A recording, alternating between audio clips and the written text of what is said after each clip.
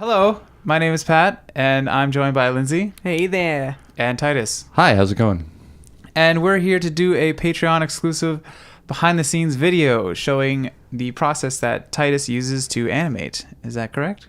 Well, we'll be watching me animate a bit. Yeah? Yeah. So you took some game capture. You took a You're capture playing a game. of some of your animated process. Yeah, that's right. Yeah. Okay, so here we go. Yeah. Oh, it's Drifty. It's Drifty. So Lindsay made this character and rigged it up, and I was just adding a few effects to it to just spice it up a little. Yeah. This is very timely to my Twitter post earlier, Okay, good. too. Perfect. Everything's timing up then nicely. Your moho looks different than ours. I use the light theme. Oh, You guys use okay. the dark theme. Yeah, we'll I've been come trying over to- to the dark side. It's I nicer don't here. like it. I like it light. This I to like me it says light. the 90s. Like, I don't know. Yeah. To me, Well, that just looks that's- old school to me. That's me in a nutshell, right? I'm stuck in the 90s, so Okay. I don't like it. yeah. I No. I like it. You'll learn to It's love fine. it. Well, I mean, besides... It's like a well-shaped mouse, you know. Oh my At first you're like, or a Google product. Stop. In fact, at first you're like, I don't know, and then soon you can't live without it. What are you doing here? Besides that, all that babble that you're Right. talking about. What are you doing here? I like to write down what I'm doing, so I know. So I know, like basically another window, like a Word file. Yeah, I make a little checklist for myself. I think I made this one too big. This is I was aware that I was capturing this, so I kicked a mic. No, so I think I went way too big on that. But the general thing that I was trying to do is make a appear and disappear function. Oh, function. Yeah, for Drifty. So, Lindsay, you made the character. Mm-hmm. What was the idea behind Drifty? Well, if we're going to talk about the idea behind Drifty, we have to include it before I even designed it. I didn't just design it, we all designed it.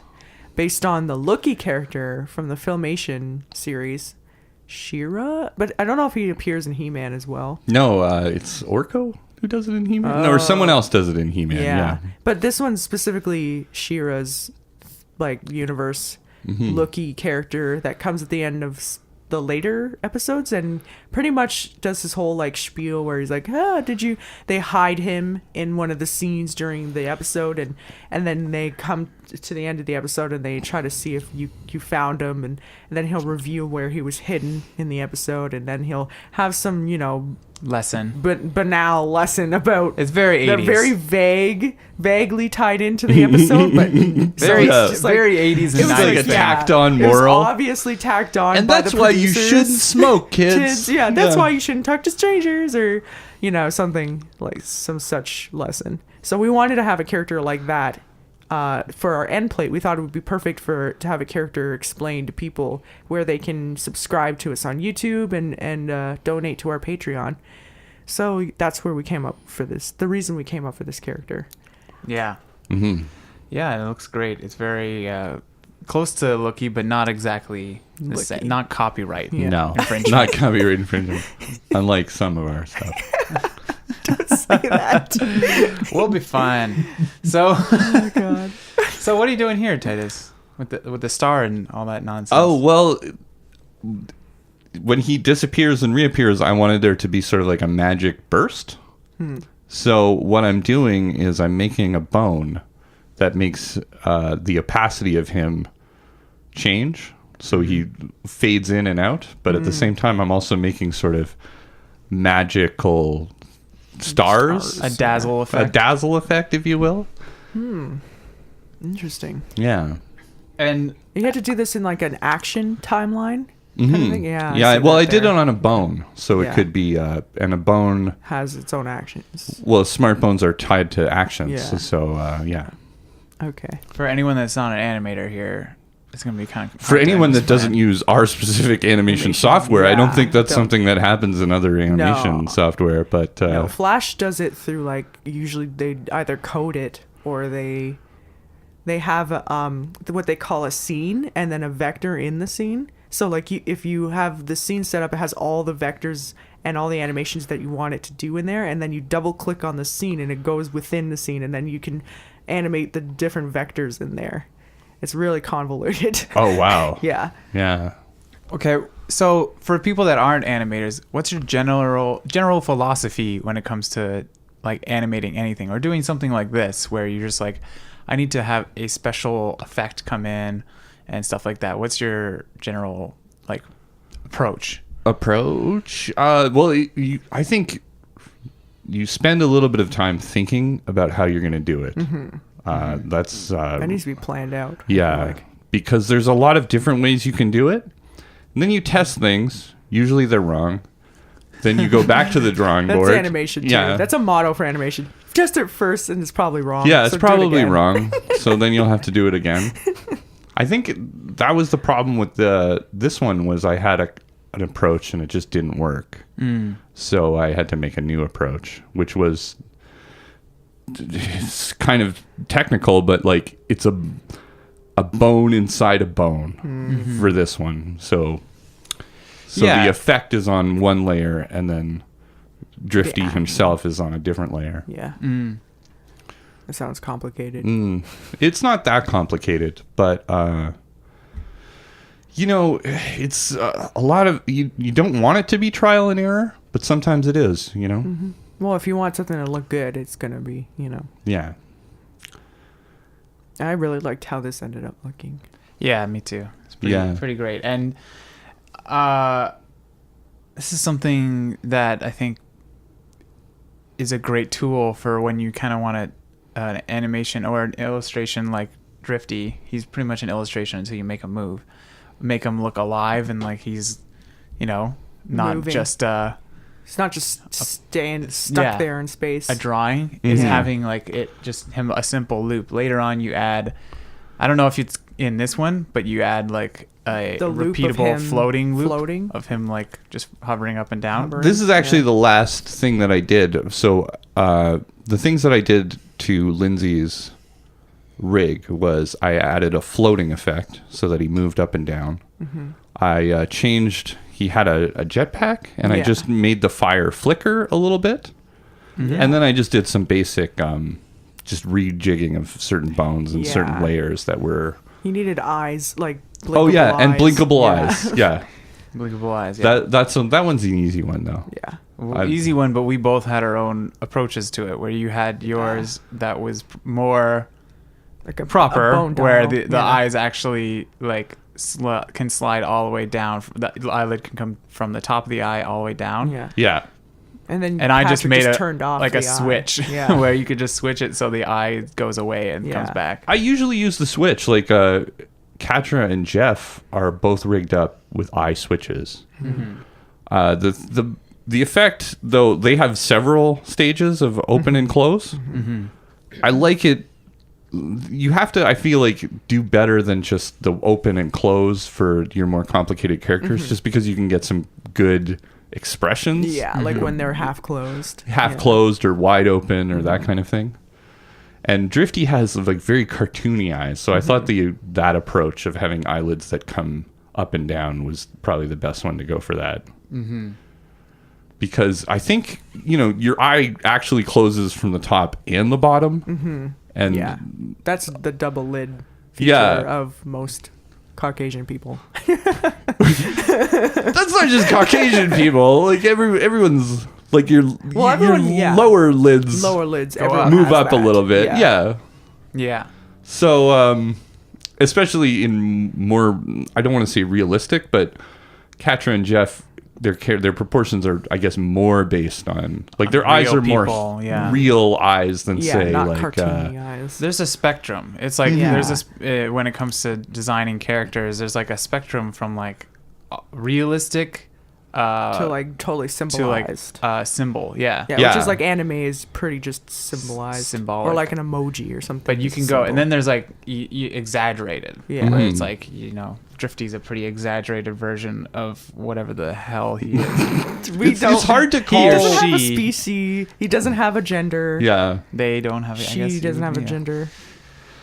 it's Yeah. hard to call like Kadra realistic though, because I remember when we were breaking down the sort of filmation technique, it was just a really weird thing to wrap my head around, because it's like, wow, their necks are like the size of their heads, and like their so waists are like the size of like a thigh or something. Yeah, that's what I mean by the spectrum. Like she's like that. That style is definitely not realistic. But she's not. It's realistic. not. But it's not. She's like a Barbie doll. Yeah, it's like 75% way down the scale towards symbolism. You know what I mean? It's somewhere in that area of like, it's trying to represent real people, but it's stylized and simplified. Yeah.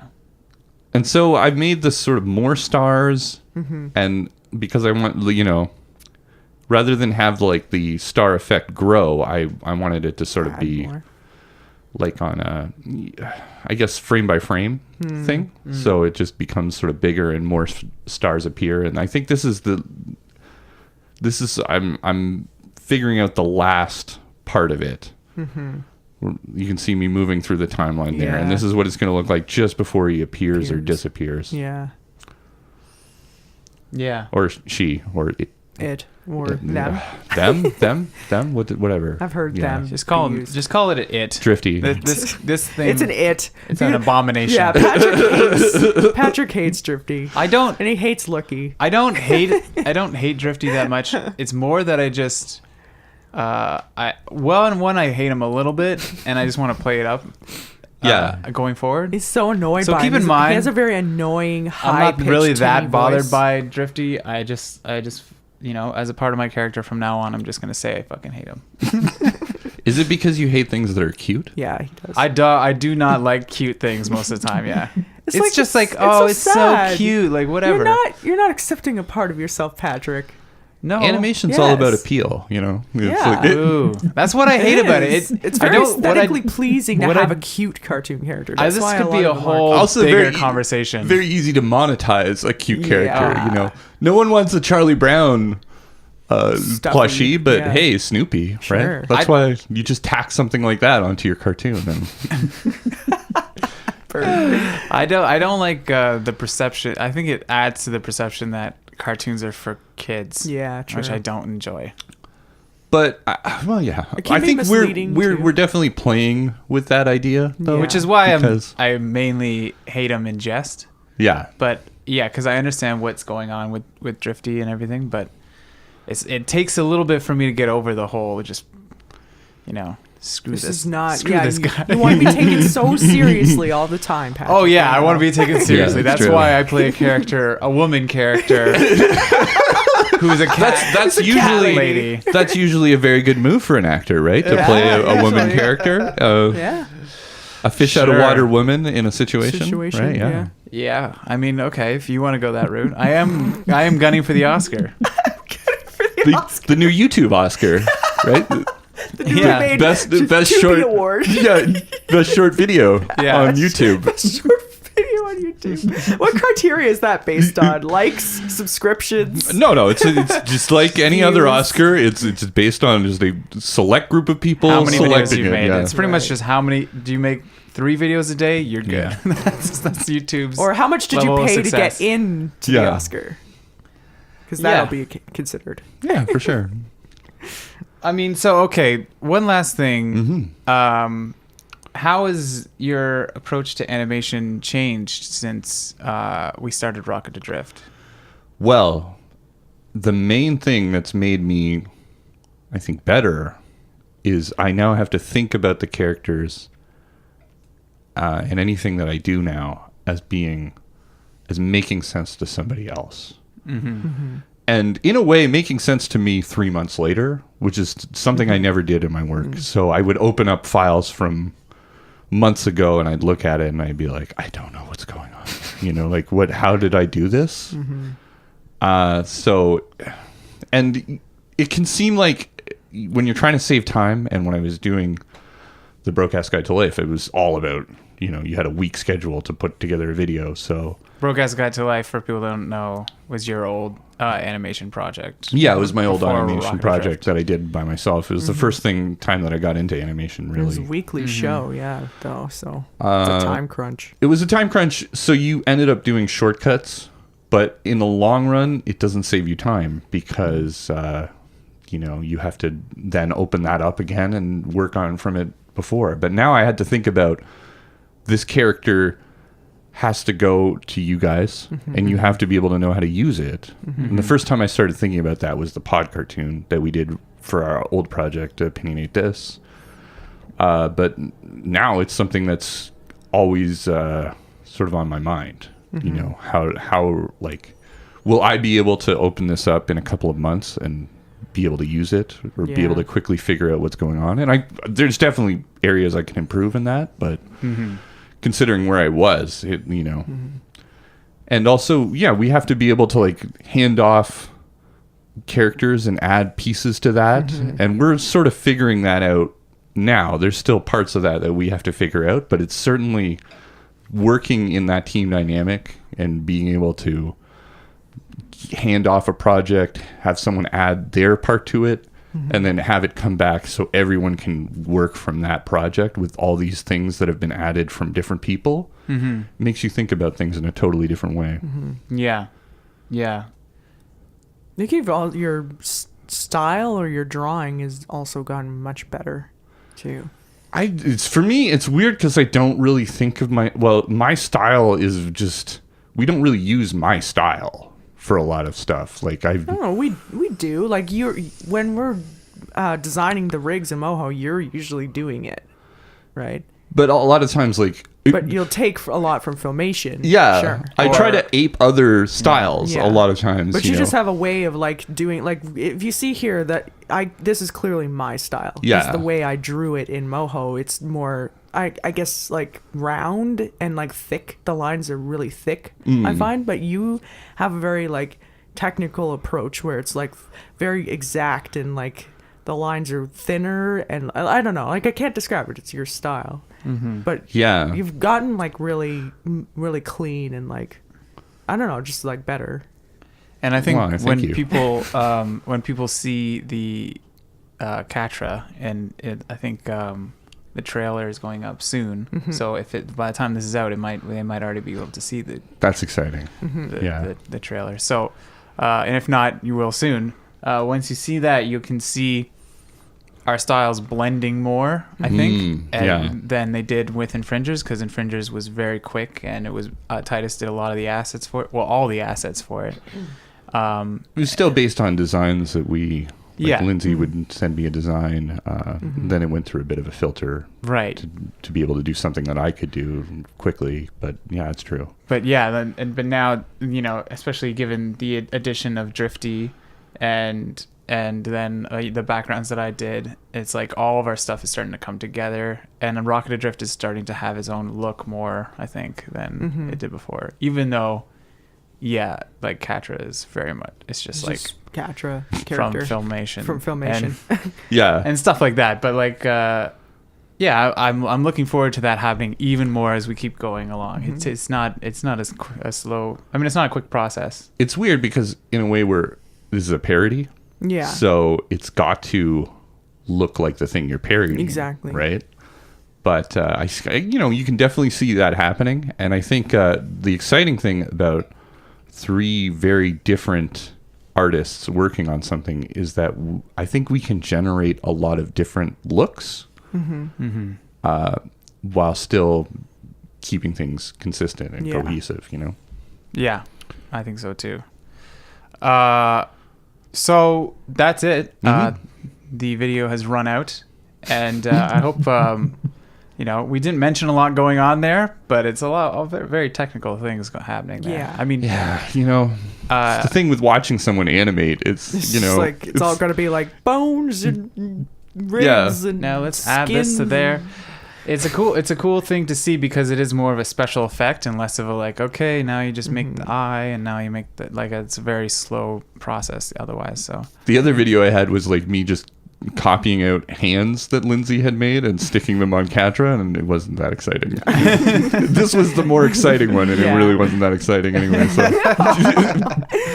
But anyway, But we made it good, right? Yeah, I With a think good so. conversation. It's a window into the heart, really what the backbone of what we do, which is animation, and audio recording is part of that as well. It's another big part of it. Maybe we'll talk about that at some point. Yeah. It's hard to show that. Yeah, that's another. But we'll. I hope you like this, anyways. So, thanks guys for watching. Thank you again for all your support on Patreon. Yeah, and thank you so much. We'll see you next time. Yeah. Yeah, and look forward to Katra. Yeah.